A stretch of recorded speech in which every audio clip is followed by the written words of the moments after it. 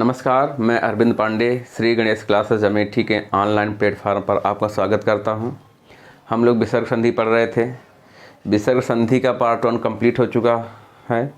आज हम लोग पढ़ेंगे पार्ट 2 और इसमें केवल 2 नियम पढ़ेंगे। इन 2 नियमों पर आधारित एग्जाम्पल लेंगे, ठीक है। तो आइए हम देखते हैं। तो जो हमारा पहला नियम होगा उसमें है, यदि छोटा आ और बड़ा आ के साथ विसर्ग लगा हो, प्रथम पद का जो अंतिम वर्ण होगा उसकी बात हो रही है। अब इधर जो भी आएगा संधि में वो प्रथम पद माना जाता है और इधर वाला द्वितीय पद।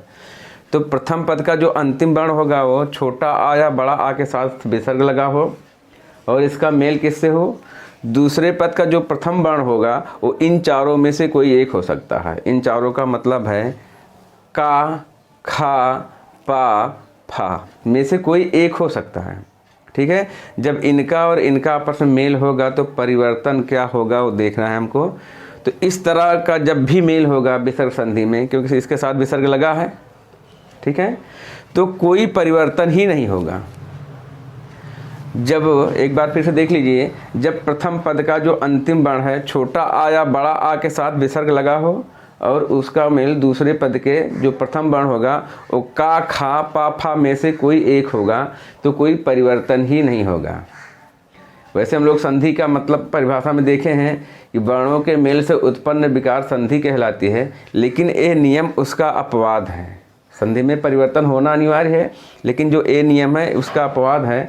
इसमें कोई परिवर्तन नहीं होगा और इसको हम लोग प्रकृति भाव की संधि कहते हैं, ठीक है। तो देखिए कैसे होगा, इसके एग्जाम्पल समझेंगे। अब जैसे मान लीजिए यहाँ पे प्रातः काल है, ठीक है। अब ता पे कोई मात्रा नहीं दिख रही है, इसका मतलब छोटा आ की मात्रा है। छोटा आ के साथ विसर्ग लगा है, छोटा आ के साथ विसर्ग लगा है। इसका मेल किससे हो रहा है, दूसरे पद का प्रथम वर्ण क्या है, का है। दूसरे पद का प्रथम वर्ण का है, तो यहाँ पे का है। इसका मतलब छोटा आ के साथ विसर्ग, इसका मेल का से हो रहा है, यहाँ हम लोग देख रहे हैं। तो इसमें होगा क्या, कोई परिवर्तन नहीं होगा। यहाँ पे लिखा है कोई परिवर्तन नहीं होगा। जब ये मेल करेंगे तो ऐसे लिख दिया जाएगा, केवल वही प्लस का चिन्ह हट जाएगा, बस।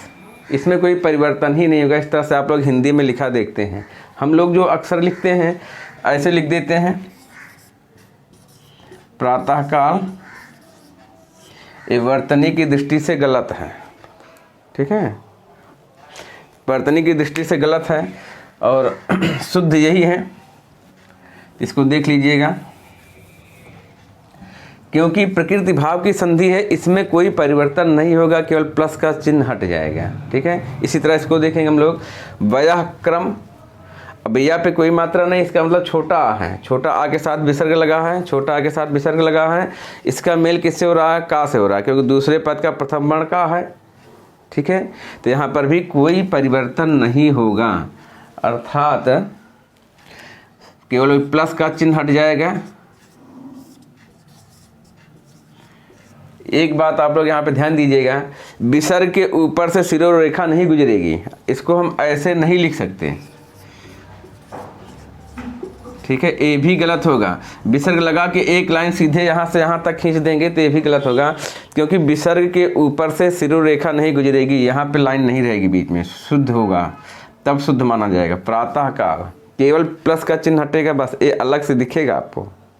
तो सिरों रेखा कभी भी विसर्ग के ऊपर से नहीं जाती है। हम लिखने को लिख सकते हैं, लेकिन वर्तनी की दृष्टि से गलत है। वर्तनी शुद्धिकरण में यदि ऐसा प्रश्न पूछा जाता है तो ये शुद्ध होगा, ये सही माना जाएगा और ये अलग गलत मान लिया जाएगा, ये अलग गलत हो जाएगा, ठीक है।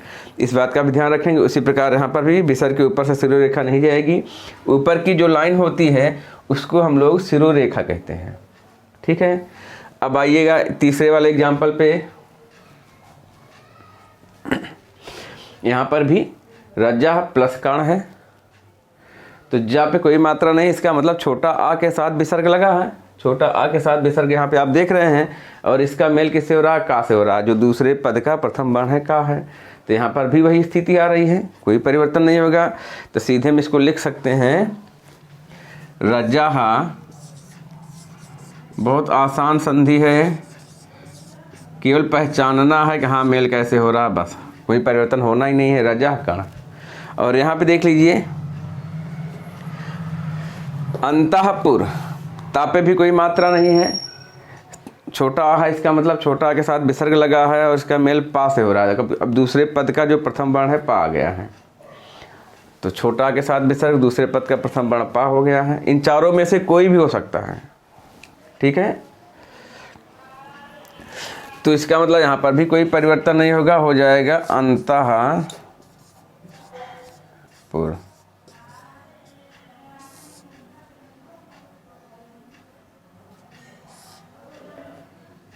अंतःपुर।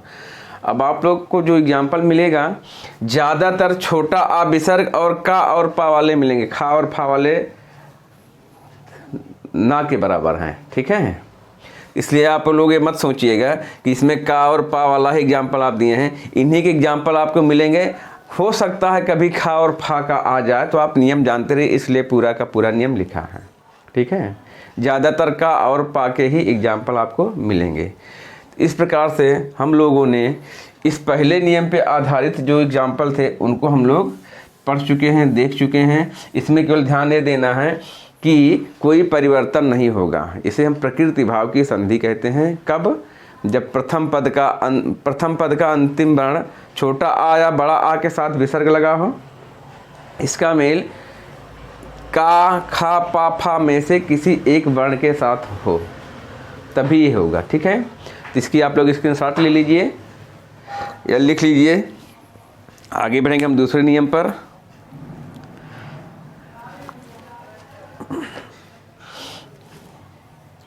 हो गया होगा, आप लोगों के स्क्रीनशॉट ले चुके होंगे।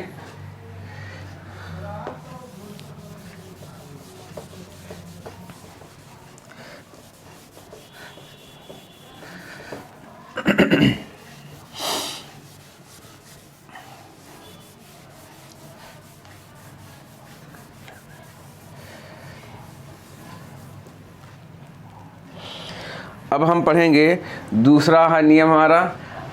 स्वर की संख्या हम लोग जानते हैं 11 होती है। इसके पहले जो 3 नियम पढ़े उसमें हम सभी स्वर की बात कर रहे थे, 11 स्वर की बात कर रहे थे। आप लोग देख लेंगे एक बार, अगर नहीं देखे होंगे तो। यहाँ पर 11 स्वर को 2 भागों में बांट के बात हो रही है। पहले नियम में केवल इन 2 स्वरों की बात हो रही, छोटा और बड़ा। दूसरे नियम में इनके दोनों के अतिरिक्त जो शेष 9 स्वर बचे हैं, तो यहाँ दूसरे नियम में लिखा गया है छोटा आ और बड़ा आ के अतिरिक्त स्वर, इन दोनों के अतिरिक्त जो शेष 9 स्वर बचे हैं उनकी बात यहाँ पे होगी। अतिरिक्त स्वर के साथ यदि विसर्ग लगा हो और इनका मेल किसके साथ हो, का, खा, पा, फा, यही 4, और एक और आ जाएगा माँ, ठीक है। छोटा आ और बड़ा आ के अतिरिक्त स्वर के साथ विसर्ग लगा हो और इसका मेल किससे हो, का, खा, पा, फा या माँ से हो, तो क्या होगा यहाँ पे देखना है। तो यहाँ पे जो हमारा विसर्ग है वो मूर्धन्य सा में बदल जाएगा। यहाँ पे तो परिवर्तन होगा, केवल इसी में परिवर्तन नहीं होगा, इसमें परिवर्तन होगा। विसर्ग हमारा मूर्धन्य सा में बदल जाएगा, ठीक है। इस पर हम कुछ एग्जाम्पल लेंगे और उसको देखेंगे। तो जो हमारा पहला एग्जाम्पल है,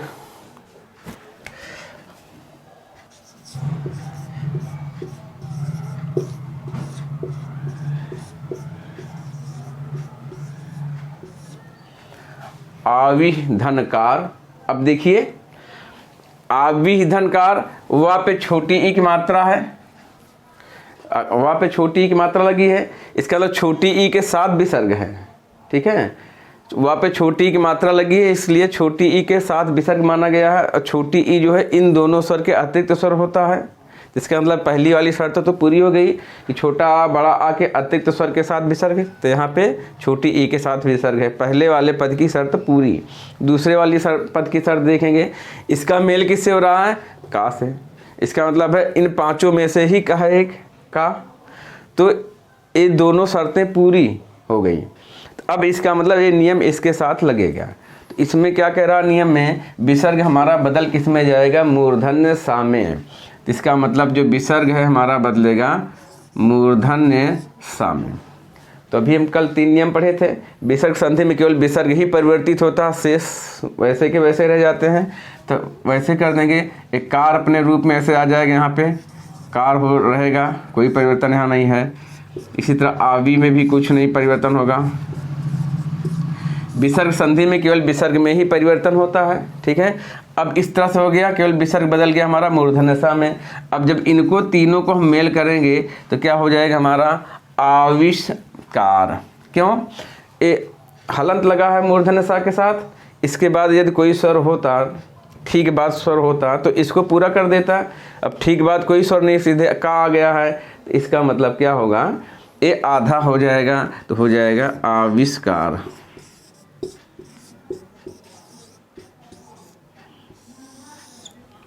आविष्कार हो गया। इसका यदि विच्छेद पूछ रहा है तो आविधन कार हो जाएगा। ठीक है, इसी प्रकार से हम लोग देखेंगे अगला एग्जाम्पल। ठीक है,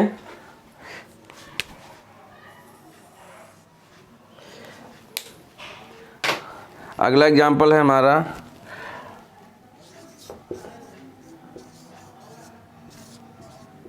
आयुधन मान। ठीक है, अब यहाँ पे देखिए, या पे छोटे ऊ की मात्रा लगी है, या पे छोटे ऊ की मात्रा लगी है और इसके साथ विसर्ग लगा है। तो छोटा ऊ जो है इन दोनों के अतिरिक्त स्वर है और इसका मेल किससे हो रहा है, माँ से हो रहा है। तो जब इन दोनों के अतिरिक्त स्वर हो और इसका मेल माँ से हो रहा है तो नियम क्या होगा, विसर्ग हमारा बदल जाएगा मूर्धन्य सा में। तो हमारा ये बदल गया किसमें, मूर्धन्य सा में।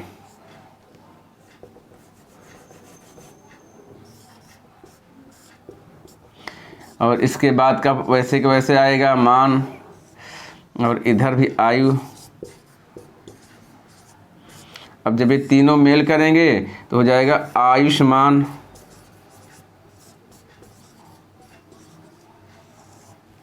क्या हो जाएगा, आयुष्मान, क्योंकि विसर्ग जगह पे आ गया मूर्धन्य सा। अब यहाँ पे हलंत सा है, इसके बाद कोई स्वर नहीं है, तो यहाँ पे आधा का आधा आ जाएगा, जैसे यहाँ हुआ था। ठीक है, अगला एग्जाम्पल देखेंगे हम लोग।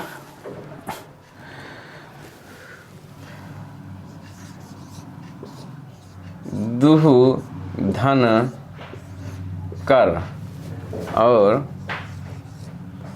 दुह धन कर्म।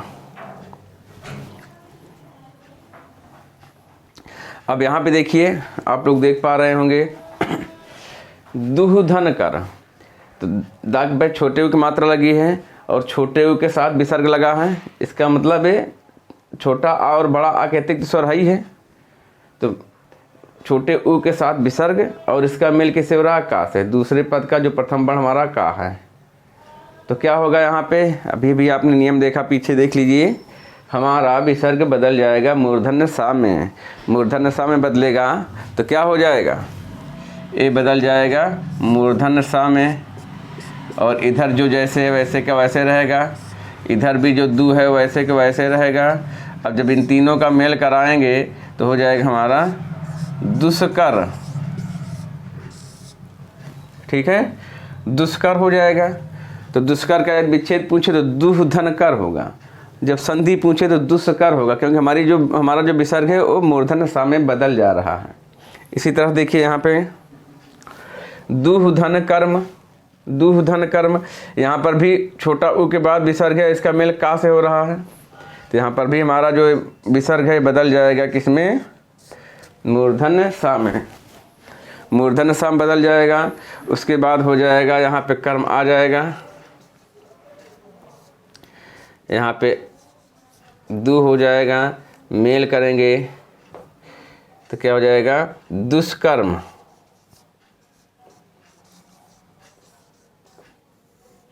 क्या हो जाएगा, दुष्कर्म, क्योंकि यहाँ पर भी मूर्धन्य सा आधा हो जाएगा, क्योंकि इसके बाद कोई स्वर नहीं है, तो क्या हो जाएगा, दुष्कर्म। ठीक है, इस तरह से हम लोगों ने इस पर भी 4 एग्जाम्पल लिया। एक एग्जाम्पल 2 एग्जाम्पल और लेके देखते हैं।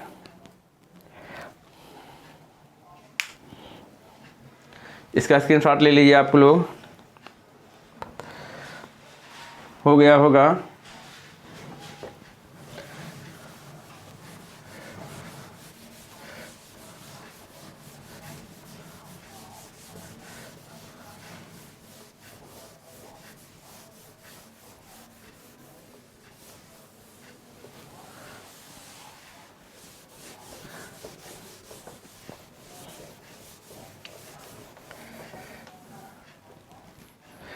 अगला एग्जाम्पल होगा हमारा निः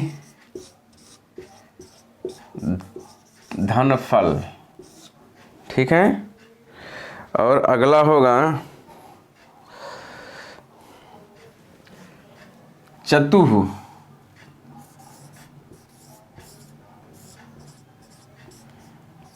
पथ। अब पहले निः धन फल देखेंगे तो यहाँ पे क्या है, छोटी ई के बाद विसर्ग, क्योंकि ना पे मात्रा कौन सी लगी है, स्वर कौन सा है इसके साथ, छोटी ई, छोटी ई के साथ विसर्ग है, अर्थात इन दोनों के अतिरिक्त स्वर हो गया। अब इसका मेल किससे हो रहा है, फा से हो रहा है। दूसरे पद का जो प्रथम वर्ण हमारा क्या है, फा है। तो क्या हो गया, फा है तो फा भी यहाँ पर है, तो इसका मतलब ये नियम लागू होगा और विसर्ग हमारा किसमें बदल जाएगा, मूर्धन्य सा में। विसर्ग हमारा बदलेगा मूर्धन्य सा में। जब मूर्धन्य सा में बदल जाएगा तब शेष आगे पीछे वाले जो जैसे हैं वैसे को वैसे रहेंगे, इसमें कोई परिवर्तन होना नहीं है। विसर्ग संधि में केवल और केवल विसर्ग में ही परिवर्तन होता है, आपसे इसकी हम चर्चा कई बार कर चुके हैं। तो इस तरह से हो गया। अब इन तीनों को हम जब मेल करा देंगे क्या होगा, अब मूर्धन्य सा पे हलंत है, इसके ठीक बाद तो कोई स्वर नहीं है, इसके ठीक बाद फा आ गया है, तो ये मूर्धन्य सा आधा का आधा रह जाएगा, हो जाएगा निसफल, ठीक है। क्या हो जाएगा, निसफल। यहाँ पे इसी तरह देख लेंगे, फा का भी हो गया, पा का हो गया, माँ का हो गया।